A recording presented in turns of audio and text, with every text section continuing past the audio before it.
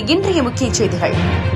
மாநகராட்சி ஆணையர் கேட்டதின் பெயரில் துணை காவல் கண்காணிப்பாளர் முன்னிலையில் தொடர் போராட்டம் நடத்தி வரும் மாமன்ற உறுப்பினர்கள் இடையே பேச்சுவார்த்தை நடைபெற்றது. மாநகராட்சி ஆணையர் மீது காவல்துறையில் மாமன்ற உறுப்பினர்கள் புகார் அளிக்க உள்ளனர். தொடர் போராட்டம் முடிவுற்றது. காஞ்சிபுரம் மாநகராட்சியின் மேயராக இருப்பவர் மகாலட்சுமி யுவராஜ்.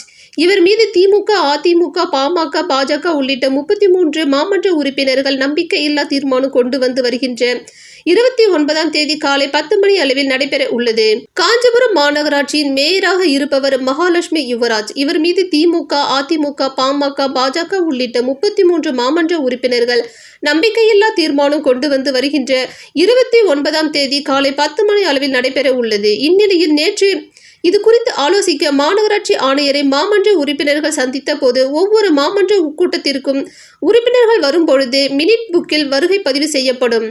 அவ்வாறு 2 கூட்டங்கள், அதாவது 12/3/2024 அன்றும் 13/3/2024 அன்று நடைபெற்ற கூட்டங்களில் மேற்கண்ட 33 மாமன்ற உறுப்பினர்களும் கலந்து கொள்ளவில்லை என அதில் தெரிவிக்கப்பட்டிருந்தது.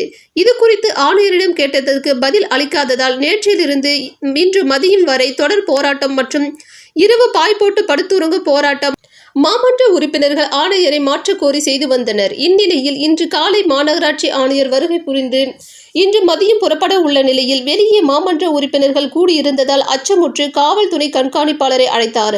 முரளி டிஎஸ்பி தலைமையில் மாநகராட்சி ஆணையர் மற்றும் மாமன்ற உறுப்பினர்கள் கலந்து கொண்ட ஆலோசனை கூட்டம் நடைபெற்றது.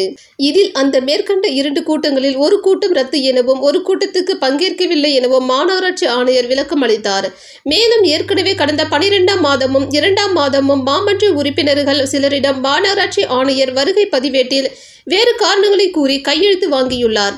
அதாவது முறைகேடு செய்து கையெழுத்து வாங்கியதாக இன்று மாலை மாமன்ற உறுப்பினர்கள் காவல்துறையில் புகார் அளிக்க உள்ளனர். எனவே நேற்று தொடங்கிய தொடர் போராட்டம் இன்று மதியம் நிறைவுற்றது.